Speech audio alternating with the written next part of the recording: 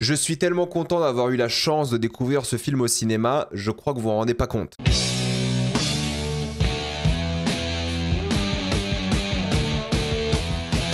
Frankenstein. Comme d'habitude, jusqu'à la minute indiquée dans le titre de la vidéo, il n'y aura pas de spoilers, qu'à être tranquille, après on va tout spoiler. Frankenstein raconte l'histoire de Victor Frankenstein, un scientifique un peu fou qui veut créer la vie à partir de la mort, mais évidemment, pas tout va se passer comme prévu. Avant de commencer cette vidéo, j'aimerais remercier le partenaire officiel de celle-ci, c'est CyberGhostVPN et ses 38 millions d'utilisateurs et presque 5 sur 5 sur Trustpilot. Vous les connaissez, c'est le meilleur moyen de soutenir la chaîne et c'est aussi un service utile que j'utilise tous les jours. Je vous mettrai dans la description, le commentaire épinglé, un site internet qui vous dit dans quel pays se situe le film que vous voulez regarder. Ensuite, vous changez. Canada, États-Unis, Royaume-Uni, Belgique, Suisse, Italie, vous allez pouvoir changer de pays, avoir la VESTFR et même la VEF dans certains cas. Quelques exemples sur Netflix, vous avez déjà 28 ans plus tard que moi je trouve fabuleux. Sur Disney+, dès cette semaine, vous avez Les 4 Fantastiques, mais vous avez déjà Lilo and Stitch et Elio. Sur HBO Max, qu'il faut utiliser depuis l'application HBO Max, mais ça fonctionne si vous avez HBO avec un compte Canal. Connectez-vous à HBO avec ce compte. Vous allez avoir Superman, Weapons ou Materialist. Pour les gros consommateurs de YouTube, vous allez avoir YouTube Premium pour beaucoup moins cher. Il suffit de changer de pays comme un pays de l'Union Européenne parce que d'après moi, c'est plus simple. La Roumanie, la Bulgarie et ça sera moins cher. Il y a plein de tutos en ligne qui vous disent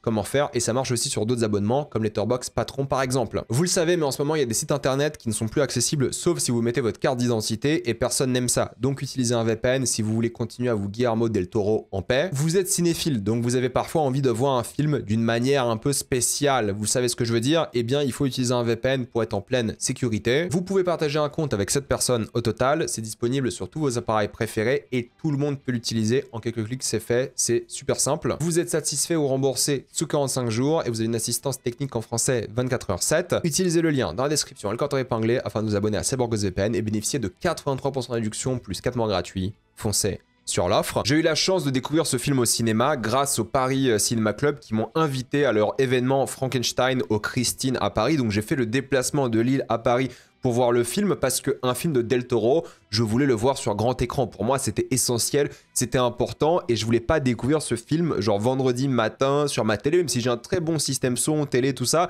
Je voulais vraiment profiter de ce genre de film, un film de cinéma, fatalement, sur un grand écran. Peu importe la taille de l'écran, être, vous savez, au cinéma, sans lumière, avec plein de gens pendant 2h30, c'était vraiment le but et je suis allé, donc un grand merci à eux. Évidemment, Frankenstein, vous connaissez, hein, c'est une adaptation de Mary Shelley, du livre Frankenstein ou le Prométhée moderne. C'est très important d'ailleurs le terme de Prométhée dans cette œuvre aussi. C'est Guillermo del Toro qui réalise, le roi du cinéma, on va dire gothique, de monstres du moment et j'ai aimé tous ces films. Honnêtement, il n'y en a pas un qui m'a déçu. J'ai pas encore vu Les Chines du Diable, je le regarderai pour la semaine prochaine, vous inquiétez pas, parce qu'on se prépare une émission spéciale Del Toro pour Rage Bait la semaine prochaine, donc on va parler de toute sa carrière et de Frankenstein en détail, mais c'est un film à gros budget, 120 millions de dollars, et c'est déprimant que Netflix l'ait financé, parce que je pense que ça va cartonner, les gens vont beaucoup aimer, mais en même temps, les gens vont le voir sur Netflix, alors que ça, c'est un film de salle, et ça m'énerve un petit peu. C'est comme ça, en France, on a eu la chance d'avoir quelques séances publiques. Moi, j'assistais à une séance publique, hein. J'étais invité certes, mais c'était une séance publique. Donc, c'est un peu dommage de rater ce genre d'occasion. La prochaine fois qu'un gros film comme ça, de réalisateur qui est fait pour le cinéma, sera diffusé, essayez d'y aller. Trouvez des places et tout, battez-vous s'il faut, mais essayez d'y aller. En tout cas, cinéma ou pas, est-ce que le film est bien? C'est la question qu'il faut se poser. On est donc face à une réinterprétation du mythe de Frankenstein du point de vue de Victor, ici interprété par Oscar Isaac, qui est fabuleux dans le rôle, je vous le dis tout de suite. Il passe de victime à autre chose. J'ai pas envie de spoiler évidemment, mais ce qu'on ressent à son égard au fur et à mesure de l'œuvre, pour moi, est fabuleux et c'est grâce à son jeu aussi. Et vous allez voir, hein, il y aura plein d'images de Frankenstein. Bon, c'est la qualité Netflix, donc c'est la HD. Désolé si c'est pas toujours très clair, mais il n'y a pas de bande-annonce en 4K. Et il y aura toujours, vous allez voir dans tout le film, énormément de symbolisme. Regardez ce plan par exemple. Vous avez ici Victor Frankenstein. Je vous donne pas le contexte de ce qui se passe, mais juste derrière, il y a une méduse. Une méduse, c'est quoi? Ou Médusa pour être précis, c'est à la fois un monstre et une victime. Vous comprenez, il y aura tellement de symbolisme tout long, mais cette fois-ci, on est au 19e siècle, on suit ce projet médical de création de ce monstre, mais bon, à la base, c'est pas un monstre, mais c'est juste une chose vivante qu'il veut créer, et on va voir comment il a trouvé son financeur, le lieu pour opérer, et tout ce qui va aller avec tout ça. Donc c'est ça qui va être vraiment intéressant, c'est qu'on va entrer dans la psyché de sa jeunesse, sa vision du monde, son cœur, et cela jusqu'à un moment clé dans l'œuvre que j'ai pas envie de spoiler. C'est pas juste l'histoire de Victor Frankenstein, c'est ça qui est intéressant. C'est donc assez fascinant de voir le rise d'un homme, cette montée, comment il s'en sort, ce qui le nourrit pour pour créer la vie. Cette créature, c'est à la fois ludique, très liste de choses, vous savez au début du film avec il me faut ça, puis ça, puis ça, pour faire telle opération il me faut tel objet, il me faut telle somme d'argent, etc. Donc c'est un peu rigolo à suivre, un peu basique, mais c'est aussi expliqué par le fait que c'est un conte, c'est une fable, c'est une histoire racontée qui est embellie parce qu'en gros c'est Victor Frankenstein qui raconte l'histoire à quelqu'un d'autre. Pourquoi, je vous expliquerai peut-être après, mais en tout cas pour ceux qui veulent découvrir le film, c'est quand même une sorte de vrai conte réinterprété ici comme un conte de fées un peu lugubre évidemment. Donc tout va mener au climax, à la création de la créature jusqu'à sa création. Et ensuite, ce qui est bien, c'est qu'il reste beaucoup du film parce que Victor est important, mais le monstre est important aussi. Donc c'est certes un schéma narratif assez classique au début sur Victor, mais il est d'après moi diablement efficace. Et ensuite, ce qui se passe, c'est que ça va complètement changer la dynamique de l'œuvre, sans spoiler encore une fois. Et je peux vous dire qu'en salle, on n'a pas vu les 2h30 passer. Le rythme est parfait. Limite, j'en voulais plus à la fin. Je me suis dit, putain, mais 2h30 c'est pas assez, je veux retourner, rester dans ce monde. Donc en termes de carrière par rapport à Del Toro, je pense que c'est l'une des meilleures fins de sa carrière de cinéma, de réalisateur, et surtout en termes d'équilibre de film. Parfois les films de Del Toro, il y avait quelques petits soucis de rythme et des choses comme ça. Là, pour moi, c'était parfait, quoi. Je me suis pas ennuyé une seule seconde, et au contraire, je voulais rester dans cet univers, j'en voulais plus. Et ça, c'est juste une qualité, je trouve, énormissime. Encore une fois, à voir, parce que je pense qu'à la télé, je serais content que le film soit fini, j'en sais rien, mais au cinéma, je voulais pas quitter la salle tellement l'univers m'avait happé. Pour parler un peu des acteurs, Oscar Isaac est absolument génial, mais Jacob Elordi, j'avais un peu peur parce qu'à la base c'était Andrew Garfield. Moi je considère qu'Andrew Garfield est un meilleur acteur que Jacob Elordi, mais il y a un moment, je me rends compte qu'Andrew Garfield, je l'imagine pas du tout dans ce rôle-là aujourd'hui. Maintenant que j'ai vu le film, maintenant je sais que Jacob Elordi fait 1m96 et vu que la taille est hyper importante dans l'œuvre, j'ai du mal à voir le Garfield d'1m79 interpréter Frankenstein, enfin en tout cas la créature, on s'est compris. Je sais que c'est du cinéma, ils auraient pu truquer et tout, mais le fait que Jacob soit automatiquement grand, naturellement, ça crée un truc et il joue beaucoup sur sa taille, c'est ça qui est hyper intéressant. Et vu que le mec est grand dans la vraie vie, c'est le mélange parfait, mais il fait un truc assez spectaculaire grâce à Del Toro surtout et grâce à l'équipe de maquillage que j'ai pas envie de spoiler ici, j'en parlerai après, mais la manière dont il évolue en tant que monstre va, je pense, émouvoir tout le monde. Il y a énormément d'émotions dans cette œuvre, il y a des gens qui vont chialer, c'est sûr, justement grâce à ce mélange de Jacob qui est vraiment génial. Moi, je le dis, hein, Jacob et Oscar Isaac, ils méritent des nominations aux Oscars. Je les ai trouvés incroyables dans les deux rôles. Peut-être j'exagère un petit peu, mais moi, Oscar Isaac, de A à Z, il était parfait. Et lui, ce qu'il arrive à dégager, certes, il y a beaucoup de maquillage, il y a beaucoup de mise en scène sur lui et tout, mais il dégage une sorte d'humanité, une sorte d'émotion qui est tellement brute et en même temps, bah, ça reste un monstre, ça reste une créature et tout, et son évolution est géniale et on le voit beaucoup.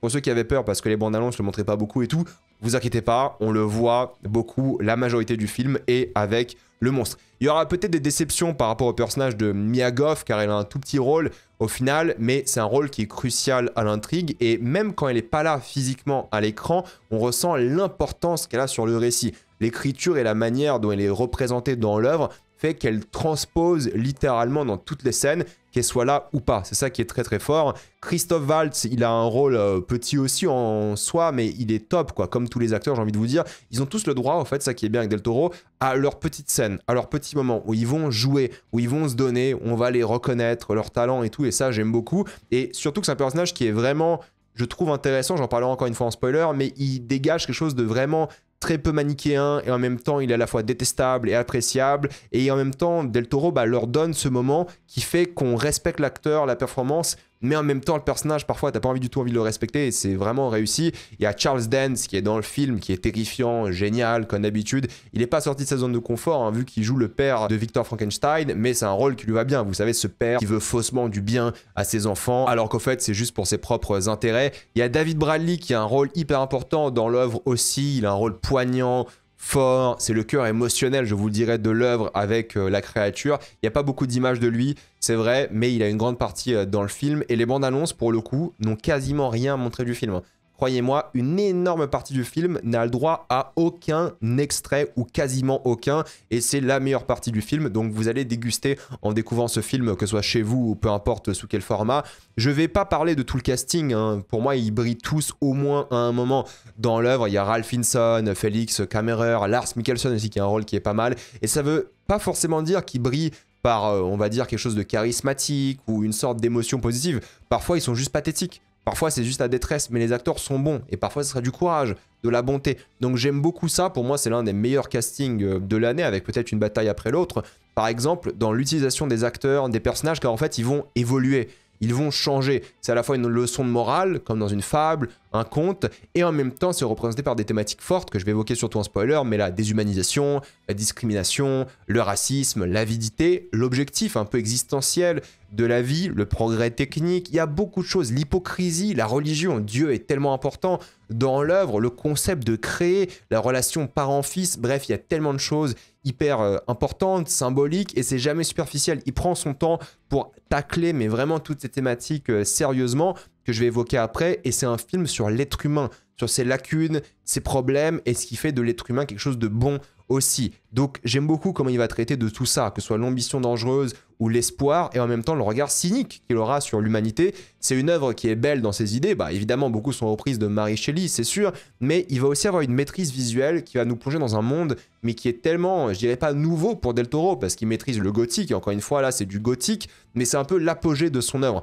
Moi ça m'a beaucoup fait penser à Crimson Peak dans les décors et même dans certaines interactions avec les personnages, mais là c'est un niveau au-dessus. Et c'est ça qui est frustrant, c'est que c'est peut-être son œuvre la plus aboutie visuellement, en termes de production design, en termes de tout, en termes d'œuvre gothique. On est à un stade extrême, là. Enfin, c'est parmi les meilleurs que j'ai vu dans un projet, vous savez, au 21e siècle, blockbuster comme ça. C'est fabuleux, même si c'est toujours un peu la même chose par rapport à ses filmographies, des palais, des châteaux luxueux, mais qui cachent une douleur, une souffrance. Il arrive à dégager une poésie, avec des pétales de fleurs, des rayons de lumière, comme si parfois Dieu jugeait la scène. C'est hyper intéressant. Puis à la fois, cette chaleur du palais sera entourée par de la glace, parce que la majorité de l'œuvre se passe en plein hiver. Et ces moments sont intéressants parce que ces palais chaleureux, peut-être que dans ces visuels, seront les endroits où il y a le moins de vie et d'amour, et l'opposé sera vrai. Là où il y aura, je sais pas, une prison, il y aura beaucoup d'amour, beaucoup d'humanité. Il va filmer ces grands espaces, ces grandes fenêtres, toujours rondes, comme si c'était l'œil de Dieu, encore une fois, qui regardait la scène. Et c'est ça qui va être intéressant, c'est qu'il s'ouvre sur le monde, mais en même temps, bah, c'est des choses très cachées, secrètes qui se passent ici. Il y a juste une ou deux scènes de contre-jour que je trouvais vraiment dégueulasses pour le coup. Vous savez, c'est clairement les scènes en studio, pas belles du tout, avec un éclairage un peu bizarre,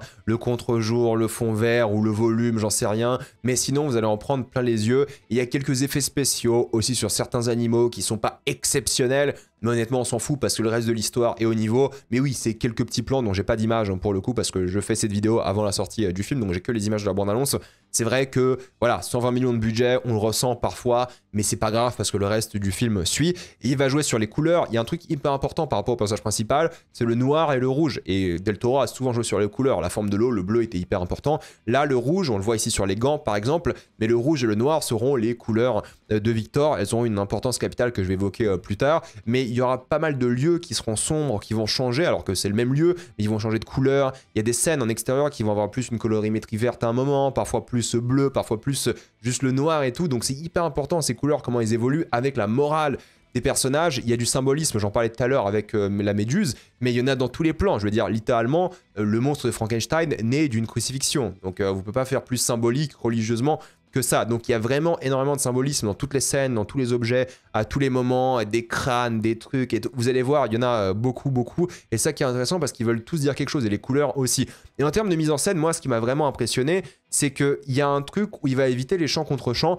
Bah alors oui, bon, ça arrive de temps en temps, mais fatalement, il va souvent mettre les personnages dans le même cadre, et ce qui va se passer, c'est que où la caméra va bouger autour d'eux, où les personnages vont bouger, et il y a une scène qui est parfaite pour expliquer ça pour ceux qui ont vu le film déjà, c'est Mia Goth et Oscar Isaac qui sont dans cette tour où naît le monstre. C'est pas un spoil, hein, c'est dans la bande-annonce, c'est pas si grave que ça de savoir ça, mais en vrai, dans leur déplacement, la manière dont ils vont bouger avec elle qui porte la lumière, et le moment de leur relation à ce moment-là est vraiment hyper bien fait, parce que juste avec ces mouvements d'acteurs et de caméra, il y a tellement de choses qui sont dites par les visuels. Tu sais, ils se disent des choses qui ont un rapport avec autre chose, je vais pas spoiler ici, mais en gros, le blocking de la scène, la manière dont la lumière va changer sur le visage d'un personnage ou un autre, ce sera super dynamique et il va faire ça tout le temps. Il va préférer regarder la scène plutôt que faire du montage ou des champs contre champs. Il va s'intéresser à comment ils interagissent les acteurs, les personnages avec leur environnement, avec eux tout simplement, comment ils se parlent et tout, et comment la lumière va impacter le visage ou quelque chose par rapport à une autre scène. Là, je prends cet exemple-là parce que j'avais une image de la bande-annonce,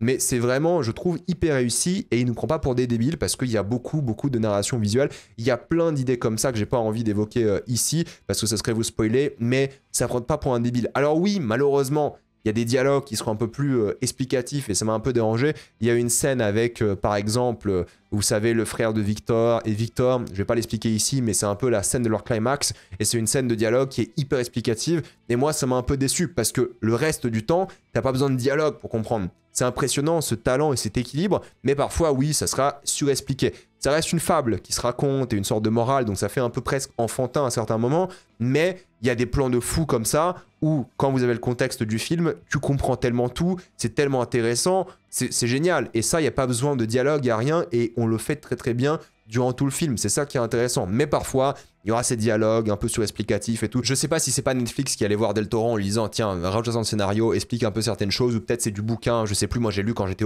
au lycée ou un truc comme ça, même au collège je crois, donc je me rappelle plus trop, mais en gros, il y a quelques petits moments comme ça où je me dis ah dommage, t'as pas besoin de l'expliquer, en fait on comprenait juste par le regard de l'acteur, on comprenait, c'était évident, mais il y a cette phrase qui te dit, tu dis bon ok. Il y a un ou deux moments comme ça, je me suis dit c'est un peu dommage, mais après je comprends parce qu'il a envie de donner vie au conte, à cette histoire, à cette morale, et des phrases, oui c'est des punchlines aussi à certains moments, mais je pense que le film aurait été mieux sans. Et un truc, pour moi c'est le gros défaut du film, c'est la musique, c'est Alexandre Desplat qui fait la musique, et moi je suis hyper déçu parce que je pense que ce film aurait été meilleur sans musique, alors pas sans musique tout court, mais en fait Desplat il est bon quand c'est léger. Quand c'est plus subtil, il est fort. Il est très talentueux par rapport à ça. Ou quand il crée des thèmes, des leitmotifs. Vous savez, mais là, il n'y a pas de leitmotiv, il n'y a pas de thème. Et il y a des moments qui auraient été plus bruts, plus violents, plus marquants sans la musique. Et je trouve que là, il en fait des caisses en termes de musique. Je trouve que c'est too much à certains moments. Alors oui, peut-être la musique individuellement est bien, mais je ne suis pas ressorti du film avec un thème en tête, avec un leitmotiv, ou le pire c'est que parfois je me dis que la musique était tellement basique, tu vois, la musique gothique, classique, piano, violon, tout ça, je me dis au fait, ou tu crées un thème mémorable, nouveau, ou tu mettais pas de musique, parce que là on est vraiment sur une musique que je trouve basique, et ça me déçoit un petit peu, parce que peut-être vraiment l'album, si je l'écoute, je vais peut-être adorer, mais là dans le film, en salle, je vais sûrement revoir le film hein, d'ailleurs à la maison, j'étais un peu déçu de la musique, elle m'a pas transporté, elle fait le taf hein. Je dis pas, mais je pense que le film aurait été meilleur sans cette musique omniprésente, un peu trop forte. Et je pense pas que c'est la faute de Desplat, mais je pense que c'est juste un équilibre de Del Toro et Desplat. Quand ils travaillent ensemble, ils ont fait La Forme de l'eau ensemble. Et là, je trouve qu'il y avait un très bon équilibre. J'avais adoré la musique. Mais là, je trouve que ça marche un peu moins bien. Et là où La Forme de l'eau, je me rappelle des notes, je me rappelle du leitmotiv. Là, je me rappelle de rien du tout concernant Frankenstein, alors que j'aurais adoré. Même L'Imbirade de Pan, je me rappelle des mélodies et tout. Mais là, c'est vrai, concernant ce film-là, je pense que moins aurait été plus et ça aurait été plus impactant. Mais bon, c'est pas un drame, mais ça reste le gros défaut pour moi de l'œuvre, car sinon, en fait, le film, pour conclure, on est vraiment sur l'un des meilleurs films de l'année. C'est un grand film, un beau film, touchant, magnifique. Pour beaucoup de personnes, ça sera la version de Frankenstein, peut-être la version des années 30, j'en sais rien, mais celle-ci, elle est plus humaine, elle est mieux rythmée, elle est plus dans l'air du temps, c'est évident. Dommage, encore une fois, que ce soit pas un film de cinéma, parce que je pense que les gens seraient sortis de la salle en disant putain, mais quelle claque, quelle émotion, quelle folie. Là, à la maison, il y en a plein qui sont sur leur téléphone, ils seront pas concentrés. Il y a des gens qui vont regarder ce film avec des pubs parce qu'ils ont l'abonnement avec des pubs, et ça me déprime parce que ça, c'est un film de salle. Donc, moi, je suis hyper content d'avoir eu l'occasion de le voir en salle, mais voilà, je pense que les gens vont s'en rappeler, je pense qu'il va marquer.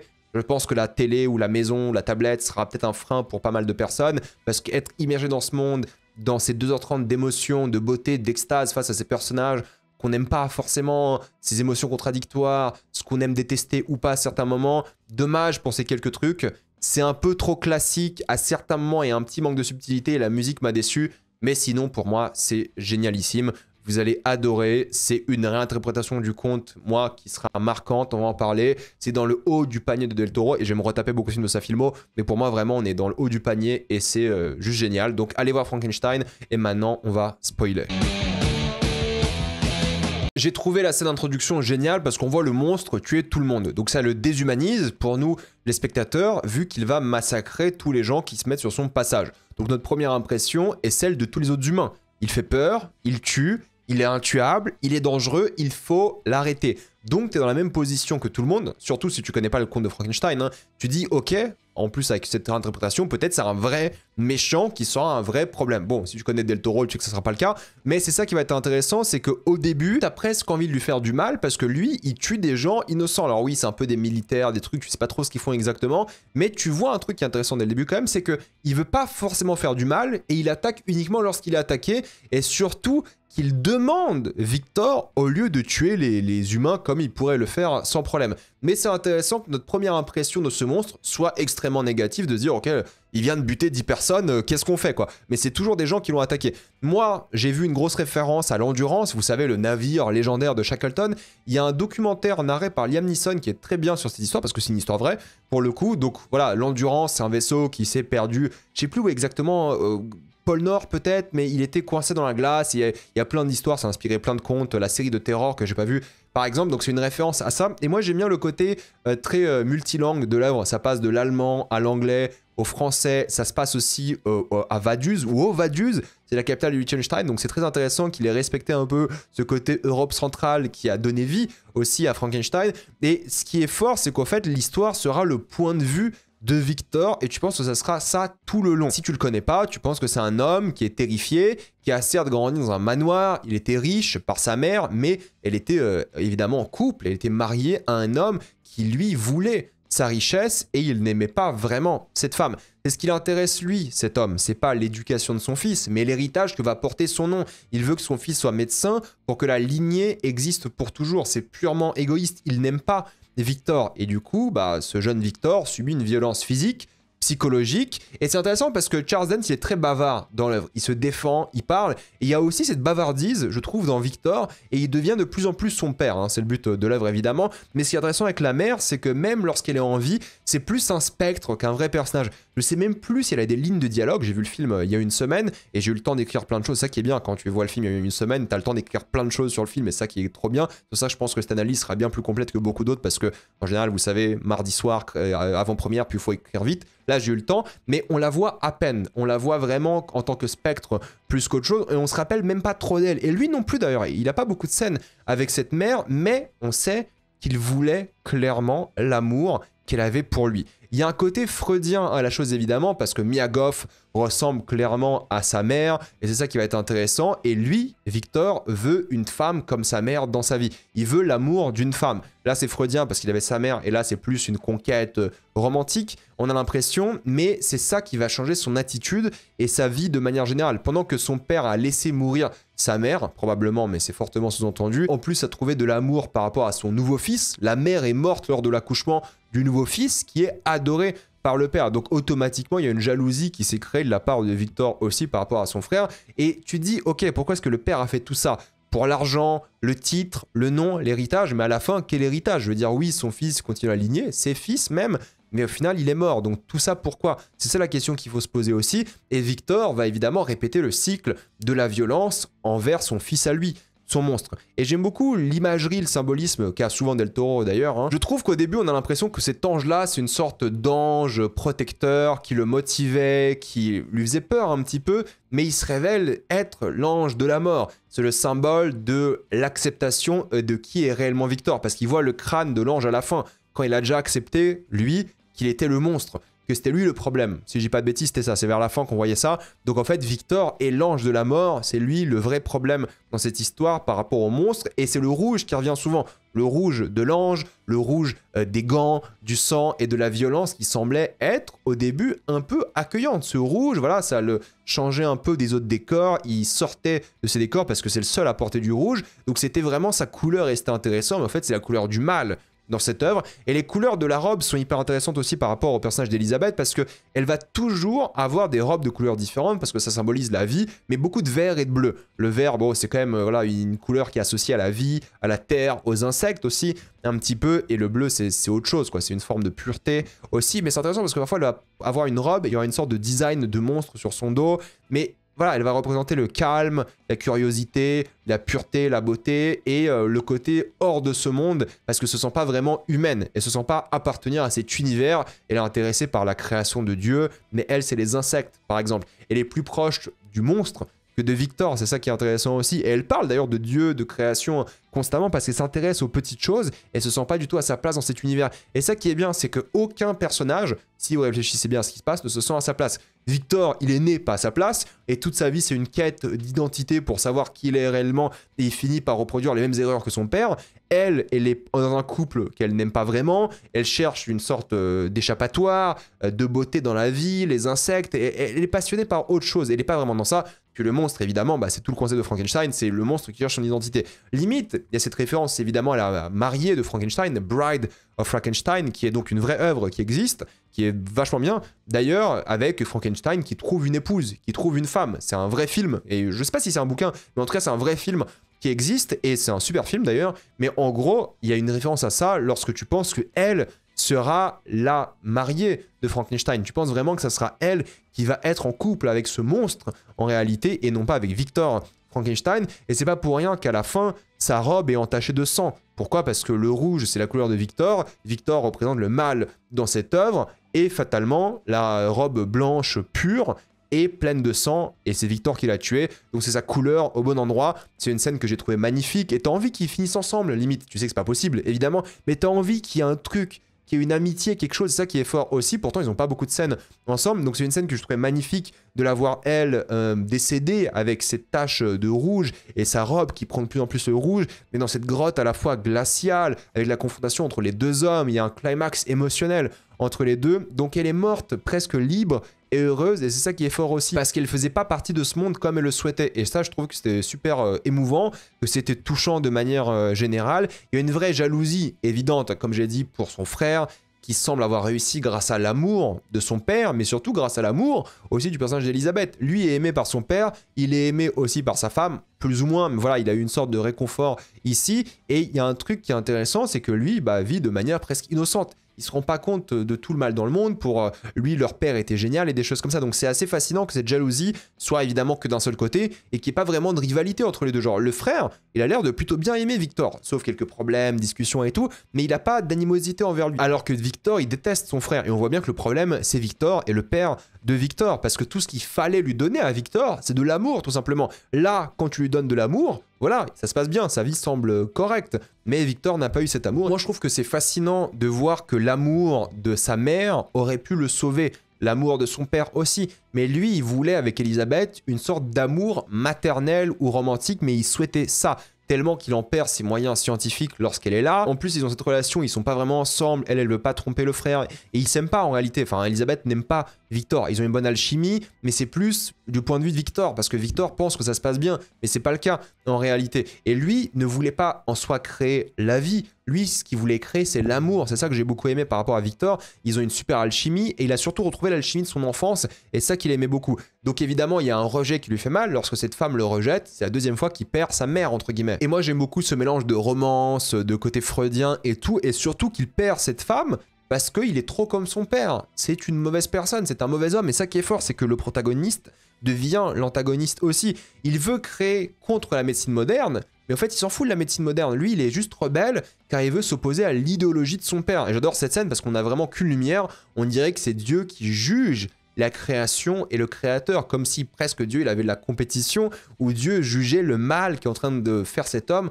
en brisant la chose la plus, entre guillemets, divine possible. C'est la mort. La mort, c'est un truc qu'on peut pas arrêter, qu'on peut pas changer, et c'est une invention de Dieu, entre guillemets. Donc ça, c'est intéressant, et je trouve que c'est très fort comme scène aussi. Puis Oscar Isaac, il est fabuleux dans cette séquence, et quand ce spectre se réveille pendant quelques secondes, ça fait vraiment bader un petit peu, donc j'aime beaucoup ce qui se passe là, et c'est l'ironie un peu de ce personnage-là, c'est qu'il y a tout ce côté où Christophe Waltz, lui, il travaille en tant que vendeur d'armes, donc il veut créer la vie à partir de la mort, mais en même temps, il est fasciné par l'art, il pense à la mort, Memento Mori. Rappelez-vous de vos morts. Vous avez vu 28 ans plus tard, par exemple, cette année, il y avait un peu la même thématique.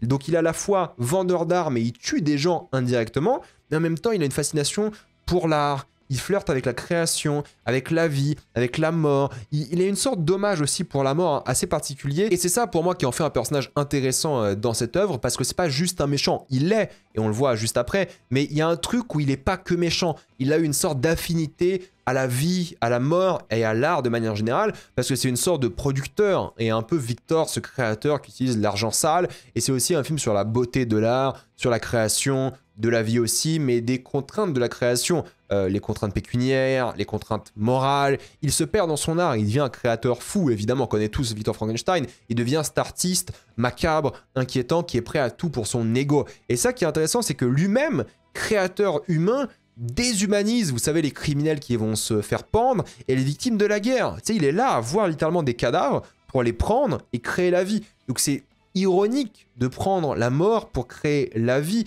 sans la respecter, au moins respecte la mort, mais non, lui il s'en fiche de tout ça, lui il prend et puis basta. Et Dieu s'oppose clairement à lui dans tous les visuels, hein. À chaque fois qu'il est montré avec cette lumière, il y a toujours un côté très punitif, très mesquin par rapport à ce personnage-là qui n'est pas respecté par le créateur. Il est de moins en moins dans la lumière, d'ailleurs plus le film avance, et je trouve ça très intéressant aussi. Et le monstre est en lien avec ça. Pourquoi? Parce que le monstre, on dirait une princesse Disney, un petit peu. Il est en cohésion totale avec la nature, le film aime voir ce monstre, il est toujours montré d'une manière positive, sauf au début évidemment, mais surtout quant à sa version de l'histoire, et la nature l'aime aussi. En fait, il y a une douceur de l'objectif de la caméra envers cette créature qui est montrée comme bonne, comme enfantine, évidemment, c'est un enfant en théorie, et c'est l'esprit de la forêt. Il admire les beautés des feuilles, des cours d'eau, même quand il est en prison, il regarde une feuille comme quelque chose de magnifique. Il est en lien total avec les animaux, même les rats lui montent tout le temps dessus, et il kiffe ça, il est vraiment, en fait, cet esprit de la forêt de une, mais un esprit, c'est une sorte de dieu aussi. Donc en fait, Victor, qui lui joue à Dieu, ne le devient jamais, et là où le monstre, lui, est adoré, il devient un esprit, et il est vénéré, littéralement, on lui fait des cadeaux, comme, je sais pas, Saint-Nicolas ou le Père Noël, quoi. Il y a un truc un peu divin à la chose qui est super touchant, et sans le vouloir, lui est devenu plus un dieu, entre guillemets, que Victor, alors que Victor le voulait pas non plus, mais il voulait aller contre Dieu, c'est-à-dire créer à partir de la mort et lutter contre la mort et donner la vie sans,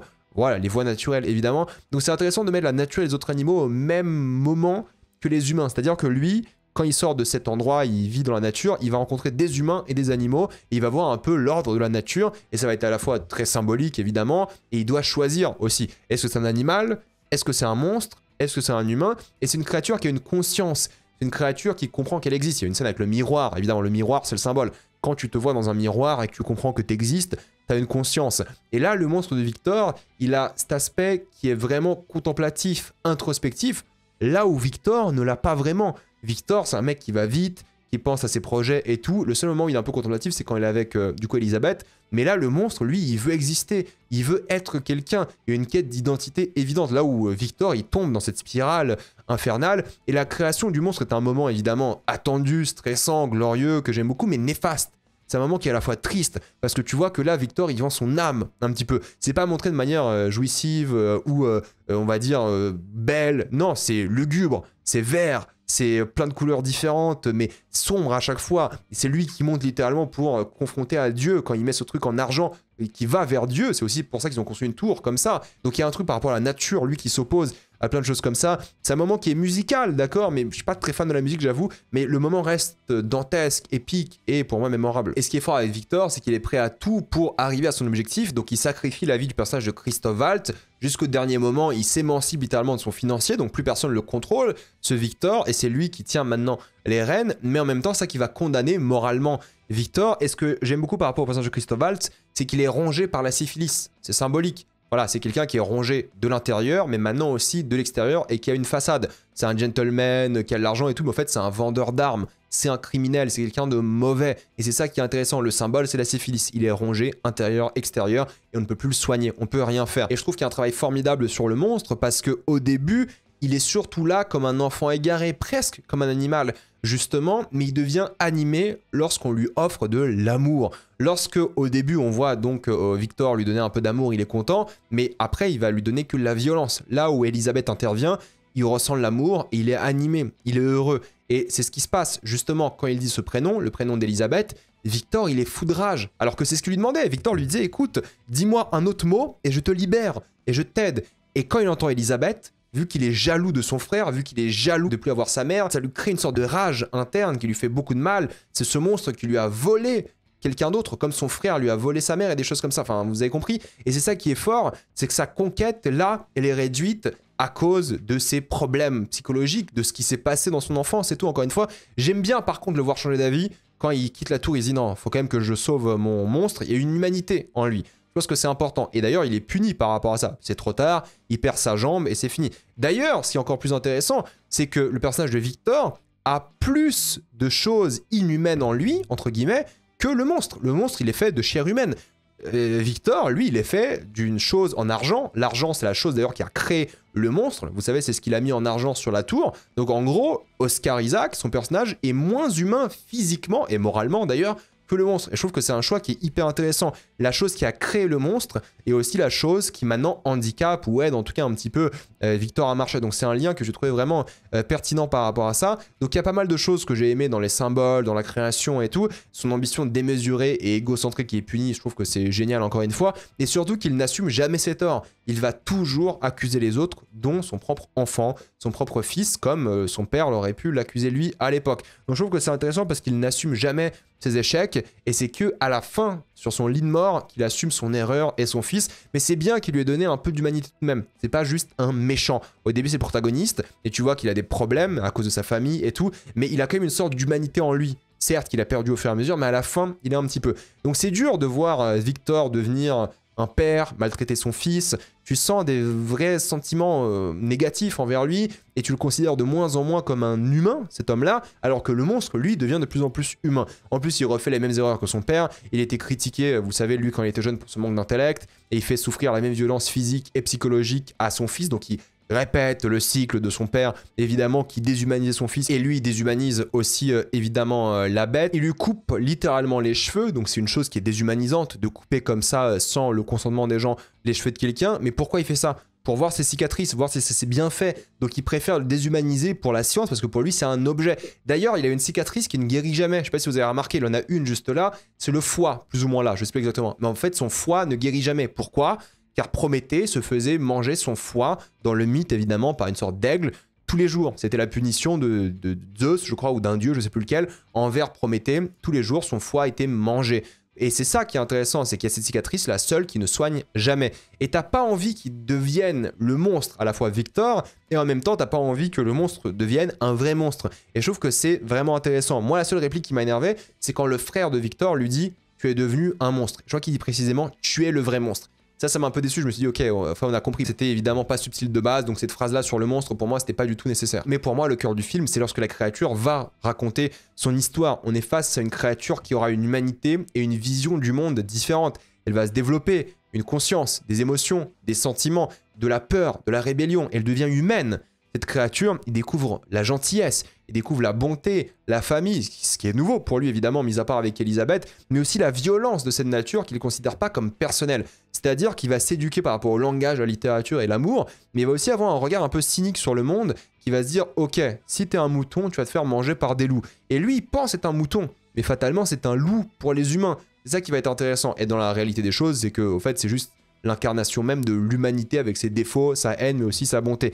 Il va y trouver un vrai père dans cette histoire, une vraie figure paternelle. Ils ont des scènes super émouvantes, tous les deux ensemble. C'est le cœur pour moi aussi du film. Il y a ce côté vraiment homme qui a été abandonné par sa famille, comme le monstre a été abandonné par sa famille aussi, et il s'allie dans quelque chose qui est très beau. Figure paternelle, enfant qui n'est pas présent parce qu'ils ne veulent pas rester avec lui, ils préfèrent le laisser seul et tout. Donc c'est à la fois, je trouve, quelque chose de très touchant, de très beau, et c'est pour moi le cœur émotionnel du film. La mort de ce vieil homme était vraiment très touchante, et le quiproquo fait mal. Mais à la fois, le quiproquo fait mal parce que du coup, il va se faire attaquer par les humains, et ensuite, il va quand même déchiqueter la mâchoire d'un humain. Tu te dis, bah, quand même.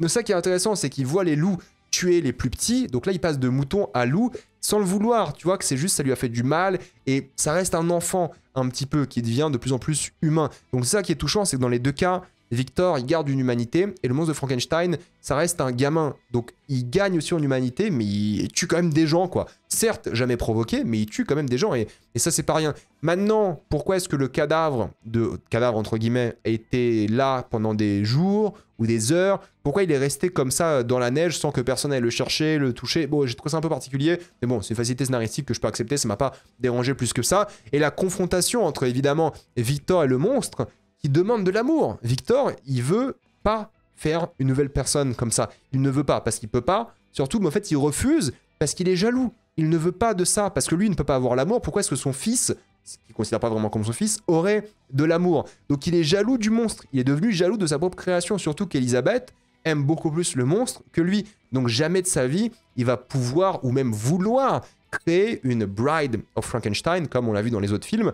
Non, parce qu'au fait, juste par émotion personnelle, il ne le fera jamais. Donc je trouve que c'est hyper intéressant. Et le fait de tuer Elisabeth, c'est un crime passionnel, parce qu'il veut pas que quelqu'un d'autre ait Elisabeth, ni son frère, ni le monstre. Et la fin, moi, je l'ai trouvé vraiment géniale aussi, c'est-à-dire que le chassé devient le chasseur, et inversement à la fin, mais tu sais jamais qui chasse qui, et c'est ça qui est intéressant, qui poursuit qui. Il y a ce débat, il y a ce doute, et c'est un fils qui enquête de père, ou est-ce que c'est un père qui enquête de son fils? C'est hyper particulier, et c'est ça que j'aime beaucoup, surtout que ça fait vraiment fable, c'est-à-dire qu'ils se sont pourchassés jusqu'à la fin du monde.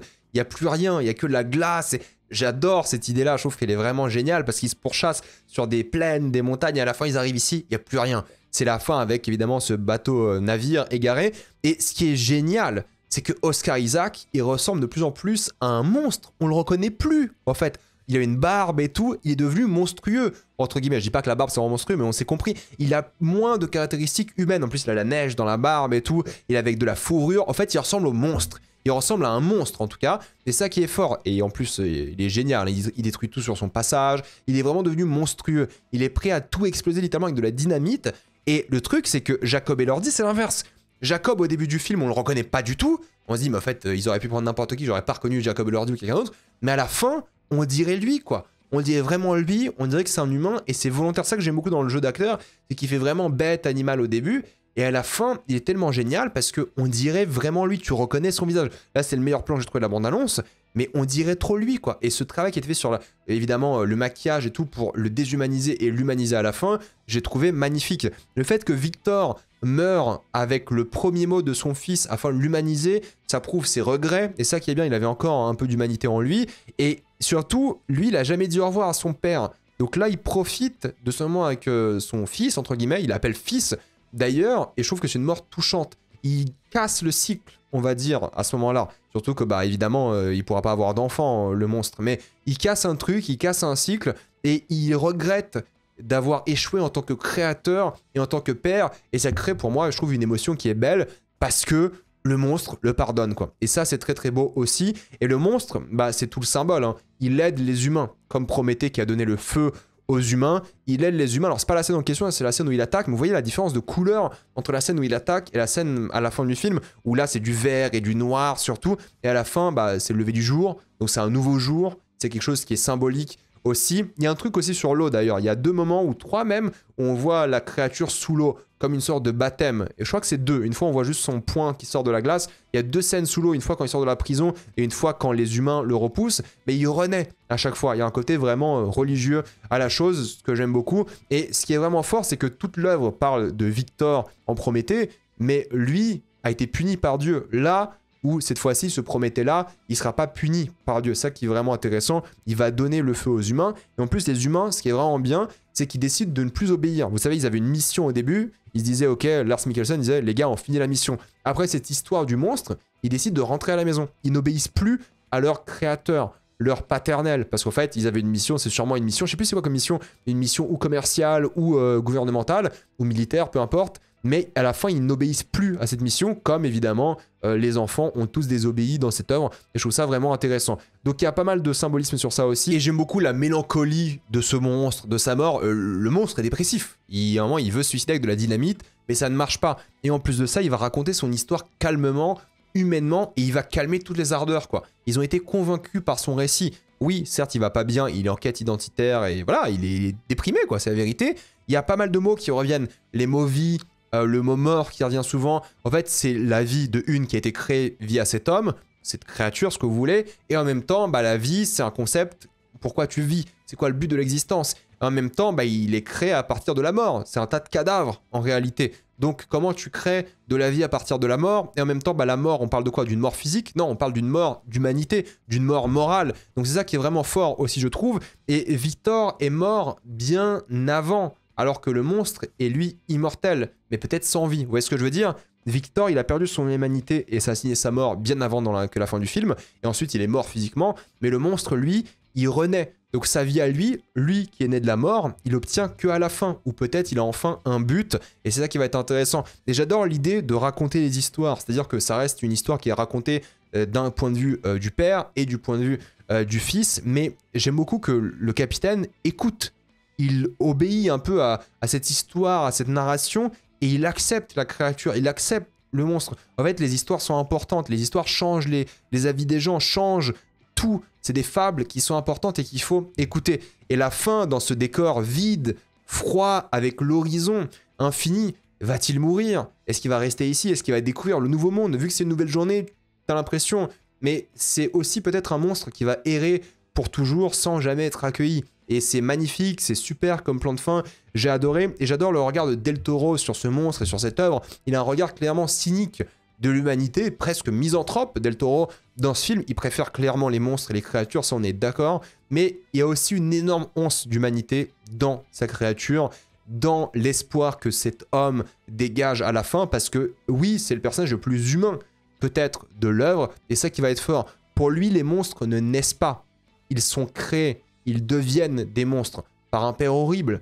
Par exemple, c'est le cycle qui se répète, qui est enfin brisé ici. Et c'est là que je vais me permettre d'ajouter la partie qui saoule tout le monde dans mes vidéos, je sais bien, mais c'est un film fondamentalement politique. C'est un film qui parle d'un tyran qui veut être aimé, qui cherche de la compassion, qui cherche de l'amour, et au final, tout ce qu'il fait, c'est propager la haine, propager la colère, et il se sent vide. Et tout ce qu'il avait besoin dans sa vie, c'est juste l'amour de quelqu'un. Et on sait que Del Toro, il a une carrière qui est souvent liée au fascisme, on l'a vu dans quasiment tous ces films. Pinocchio, ça parlait de ça, juste pour vous dire. Donc même un film pour enfants, entre guillemets, même si Pinocchio, c'est pas forcément pour les enfants, parlait de ça. Labyrinthe de Pan, La forme de l'eau, il y avait de ça aussi. Là, c'est encore un film qui parle pas forcément de fascisme, mais de dictateur, de politique. Fondamentalement, c'est un personnage qui est un tyran avant tout, et je pense que c'est important. Tout le propos du film, c'est quand même d'écouter les deux versions d'une histoire, c'est d'écouter les deux points de vue avant de faire un choix. Et justement, Lars Mikkelsen, le capitaine, fait un choix intelligent, plein d'espoir, mais c'est un film qui est politique, et ça, faut en parler, parce que c'est comme ça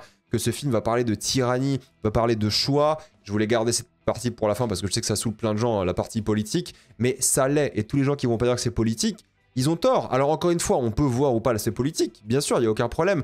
Il y a tellement de lectures par rapport à ce film, de degrés différents qu'on pourrait étudier, il n'y a aucun souci. Moi, j'aime bien avoir différentes grilles de lecture, mais quand tu connais Del Toro, quand tu connais sa carrière par rapport à la politique, surtout par rapport au fascisme, voir ce Victor-là devenir un tyran, devenir mauvais, méchant, c'était à la fois satisfaisant en tant que spectateur, mais à la fois une critique de ce que deviennent ces gens-là. Et c'est pas partisan, encore une fois, politique ne veut pas dire partisan, mais c'était fabuleux de voir ça, moi j'ai beaucoup aimé. C'est ce mélange évidemment entre l'hubris, l'ambition, l'ego qu'il faut tacler, qu'il faut réduire, parce que sinon il se passe des choses catastrophiques comme dans cette histoire, et il y a un lien politique pour moi qui est évident. Donc c'est un film que j'ai vraiment adoré. Dites-moi ce que vous en avez pensé, êtes-vous d'accord, pas d'accord, j'ai envie d'avoir votre avis. Avant de quitter cette vidéo, pensez à utiliser le lien dans la description, le compteur épinglé, afin de débloquer toutes les plateformes de streaming en toute accessibilité, sécurité avec beaucoup plus d'œuvres. Tout ça pour 2,03€ par mois, plus 4 mois gratuits, foncez sur l'offre. Pensez à vous abonner à la chaîne pour voir les prochaines vidéos, mettez un j'aime, ça aide beaucoup la chaîne. Suivez-moi sur tous mes réseaux, Spotify, Twitch, Instagram et TikTok, et moi je vous dis à la prochaine fois, salut à tous.